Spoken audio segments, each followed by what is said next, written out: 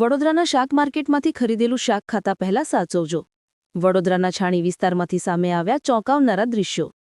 તળાવના ગંદા પાણીમાં શાકભાજીના વેપારી આખા ટેમ્પાને ટેમ્પા ભરીને શાક લઈ છાણી તળાવ પહોંચ્યા હતા. ગંદા પાણીમાં ખૂબ મોટી માત્રામાં શાકભાજી ધોવાઈ છે.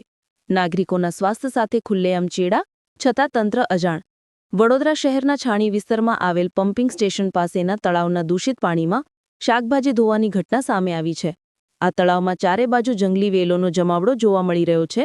ત્યારે આવી ઘટના સામે આવતા સ્વચ્છતા અંગે પ્રશ્નો ઊભા થઈ રહ્યા છે. તંત્ર સ્વચ્છતા માટે સતત કેમ્પેનિંગ કરી રહ્યું છે, પરંતુ હકીકત કંઈક અલગ જ સામે આવી રહી છે. શાકભાજી વેચનારો આ દૂષિત તળાવના પાણીમાં લીલા શાકભાજી સફાઈ કરતા નજરે પડે છે. આ દૂષિત પાણીમાં શાકભાજી સાફ કરતા કેટલાક રોગચાળા થવાની શક્યતાઓ છે અને સ્વાસ્થ્ય માટે પણ હાનિકારક થઈ શકે છે.